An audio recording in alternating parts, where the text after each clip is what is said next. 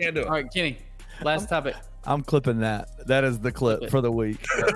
All right. It is the best time of the year. If Christian had his choice, On the Bluff would turn into a NFL only podcast. But I've kept him at bay. We're going to talk about other things. But NFL Week 1 is here, boys. And they started off with a bang. 2 of the top 5 teams in the entire NFL are playing. Baltimore versus Kansas City.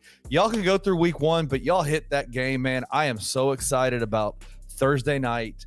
Baltimore versus Kansas City, Week 1. NFL is back, baby. Yeah, let me set it up for you, Gabe. Okay, so the NFL is finally starting. Football is finally fully coming back. College football started this past weekend. NFL starts on Thursday. So let's just run through it. Thursday morning, you wake up, you're fired up. You know, you get to come home. You probably order a pizza, maybe some wings. You get to turn on the pregame. Yeah. We know what's the drink of choice that night? What are we drinking, Gabe? Christian's going to drink water. I don't know. Christian's going to drink milk. What are you drinking? I think it's going to be Miller time. I think I'm going to have to go with some Miller latte. Okay, so Gabe's going to grab a 6, maybe a 12-pack of Millers. He's going to get some pizza, maybe some wings. I love how you're setting the scene, dude. I have like this great feeling, just the pit of my stomach. I'm fired up now. He's going to get done with the show. He's going to get home. Yep. 7 o'clock. He's going to be getting home right as the game starts, so he doesn't even get time for pregame or anything. He's going to be having the shakes in the studio ready to get out of there. He might hit some roadies in the studio before. Relax. No, I never drink on the job. Don't do that. My bad. Only on occasion. TV on. Only on occasion. Going to turn the TV on. He's going to watch the Chiefs and the Ravens. It's going to be incredible. That's going to happen. Then this weekend, Saturday morning, he's probably going to wake up about 9 o'clock. It's going to be about 63 degrees outside. He's going to watch college football all day. The high on Saturday is 77. Sunday morning, he's going to wake up probably about the same, 10 o'clock. It's going to be about 55 degrees outside, low of 53 on Sunday, high of 78. The most perfect. Is this real? This is real. This is real. This is our first. It's here, boys. It's here. Our first full fall weather is the best of football. We get it in the high 70s, and it's gonna be glorious. What? I feel like it, dude. I could be like, what's it? That was amazing, by the way, Christian. I just want to throw. Who's the guy from Microsoft right now? Balmer? Balmer. Pretty damn cool. That's going to be unbelievable coming up this weekend. I didn't even realize the weather was going to be like that. Yes. Yep. You breaking the news to me, just, man. Like, even just like going out and just like the chill feeling and then just the smell of the air. It's the best. It's the best. It's glorious. Beautiful. And knowing you're literally not doing jack from 12 to 10:30. You're not doing anything but watching football. Dude, and also, I think, did you miss the Friday? Obviously, we'll get some college football. Did you miss the Friday NFL game? Packers and Eagles. Been seeing some of this stuff? Yeah, the Eagles' black uniform. Sao Paulo, they have like this city law where you can't wear one of their soccer team is black and white. Yeah. And then rival soccer team wears green and yellow, I believe. Yes. So there's city laws against wearing green and yellow in the stadium that they're going to play in. Yeah. And here's what's amazing about the NFL doing that. You brought 2 teams that wear green into a place that they don't like you wearing green. What are the Packers What were you thinking? What are the Packers going to do? Have they released anything? No, they're going to wear green and yellow. That's what they're wearing.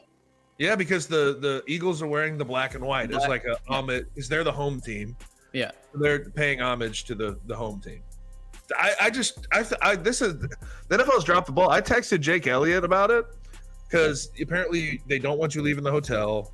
Yeah, it's like can't take your phone. You can't if you leave the hotel, you can't take your phone with you or whatever. Yeah. It's so weird. It's just the strangest shit ever. And they have some violence in downtown Sao Paulo, so they're like, just stay in the damn hotel. Yeah. But most of these guys thought they were going to have like a little vacation for a week and be able to like go be a tourist, and that's not how it's going to be. They're going to be locked down in their rooms. But I did text Jake, and he's like, I think it's a little overblown. But in his words, he said, I don't want to test it, though. So he's going to be locked in his room all week. Smart man. All right, Gabe. So for that first game, Chiefs Ravens, what are you looking for in that game? It's it's a wonderful game to start the season with. Lamar versus Mahomes once again.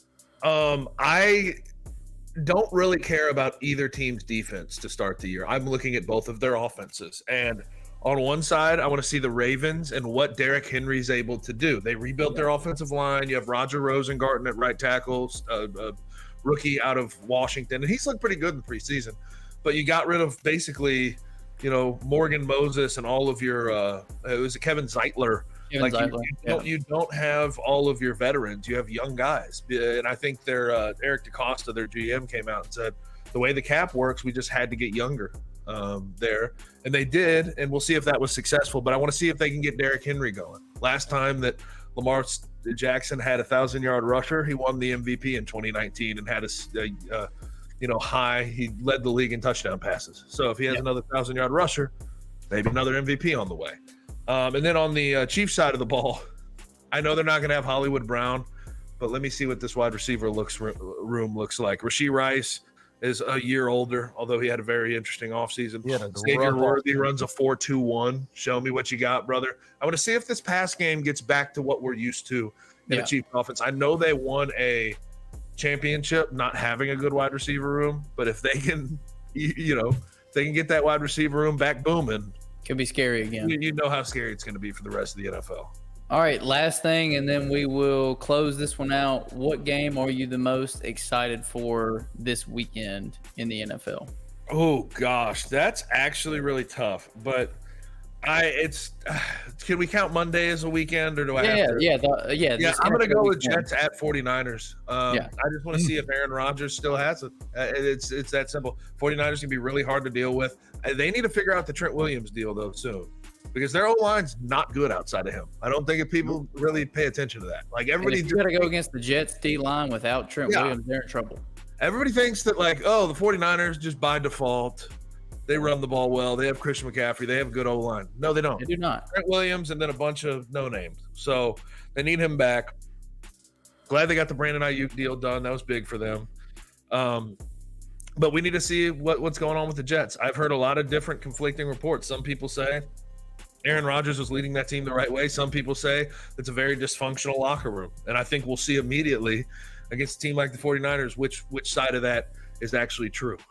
What do y'all think? Coming off an Achilles injury, you think he's going to be good, or do you think he's going to be? I think he's going to be good. I think he'll be good. We're not looking at. He's not going to be like, though. he's not going to be 5 or 6 years ago, but I think he'll still be solid. We're not looking at MVP Aaron Rodgers. No. Simply put. For me, I'm gonna do one, and then I'm gonna do an honorable mention as well, because I think this game's gonna be really fun. But for me, the best game of the weekend, Rams-Lions. It's a rematch of the playoff game last year, which came down to the wire. It's the same storyline, the Stafford, Goff, Sean McVay, all this interlacing between the two teams, and how one trade changed both of these franchises. It's one of the cooler intricacies of a trade that we've seen in NFL history. And I think they're two really good teams. I think the Lions are the best team in the NFC, in my opinion. I think the 49ers could possibly take a little bit of a step back this year, but Detroit is loaded everywhere. They didn't lose anything. Great take. Hell yes. They just got over better. Top of the 49ers. Yeah, that's in my opinion. Because they added Carlton Davis, Enos Rakeshaw. What other corner did they add? You know what you're talking about, brother. I don't give you enough credit all the time, but you know what you're talking about. Hey, can I just say something? I'll say this for Christian. You just made his week right there. Dude, hell yeah, man. Hell yeah. I've been saying this for a while. If you just knowledge. But seriously, roster for roster, they're better. I put the Lions on top of the 49ers. I just Agreed. So I think they're the class of the NFC, and I think the Rams are one of those sneaky teams that Sean McVay is one of the best coaches in the league.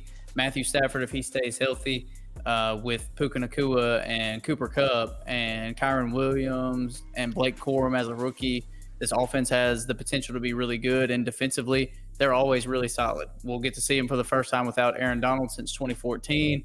We'll see what some of these young guys have. Kobe Turner, Byron Young, these guys that really showed out as rookies last year. How do they continue to develop? How do they take over the reins? I think the Rams have a shot at being a very good team this year. So I think this will be a really good, fun, competitive, potentially high-scoring game this weekend. Sidebar, and I know I'm gonna get into the weeds a little bit. What the hell were they doing trading Ernest Jones? That was so weird. 24-year-old starting linebacker and is going like into a 5th round pick, yeah, 6th round pick. Very weird. He had 145 tackles last year. He's probably the best blitzing linebacker in the NFL right now. Yeah, he's been really good his first 2 seasons. So. And also seeing Rams fans' reactions was hilarious. They were pissed off. They're like, "What the hell are we doing?" Yeah, it was very strange, but I think that has the potential to be a very good game. Detroit's actually only favored by 3.5, same spread as the San Francisco game. I don't know if you've looked at all the spreads for this weekend, but it's the closest week one I can remember. I think there's only 1 or 2 games that are over 5 points. And that's Bengals over Pats is the biggest one at 8.5. Bengals Pats at 9.5 is the biggest. Then you have Cardinals Bills at 5.5, which I think could be competitive. But my honorable mention game really quickly is Bears and Titans. I think this is going to be a really fun game. I think the Titans have the potential to really surprise some people this year. I really like Callahan. I think he can be a very good head coach. He was a great offense coordinator for the Cincinnati Bengals working under Zach Taylor. I think they've got a lot of interesting pieces if Will Levis can be that guy. Do I have faith in that? No, never have been on the Will Levis train, but Tajay Spears, Tony Pollard, DeAndre Hopkins, Calvin Ridley, they have a lot of talent on that offense. They could be a lot of fun. And then the number 1 overall pick, Caleb Williams, we get to see him play his first game with that incredible core that they've put around him. And I think that game will be a lot of fun. Over under right now is only 45.5 in that game with a 4.5 spread for the Bears. But I think that could be the highest scoring game of the entire weekend. Are you happy the Cowboys are playing in Tom Brady's first announced game like that'll be on Fox? Or are you and also I'll just ask this, are you happy that you're going to see Cowboys regular season football, or are you just dreading it? No, that's the better question. I mean, in reality, it is the game I'm the most excited for because I'm biased. I'm a Cowboys fan. Yes, I'm excited. It's week 1. We should still be solid. I don't think we're going to be world beaters by any means, but we should be a good team. So I'm excited about it. And truthfully, I am excited to hear Tom Brady because I think we all know he's going to do an incredible job. And if we thought Tony Romo was a magician behind the mic, I mean, Tom Brady's got to know every single thing in the world. I mean, I'm glad I was way out ahead of this, even when he was calling all the plays for everyone. I always thought Tony Romo was not very good. I never thought he was any good. Yeah, he's just too over the top. No, and no one needs to. I don't need to know the play they're going to run. I don't need you guessing that. That's not what a good analyst does. It's they run the play, then you tell me. Then you talk about it. Yeah, everybody overrated the hell out of that. Yeah, just because we had never seen it before, but now it's kind of just But as he's gotten removed from the game a little bit, he can't do that at all. No. That buddy doesn't. He doesn't study film no more. He's living life with that big ass contract he has.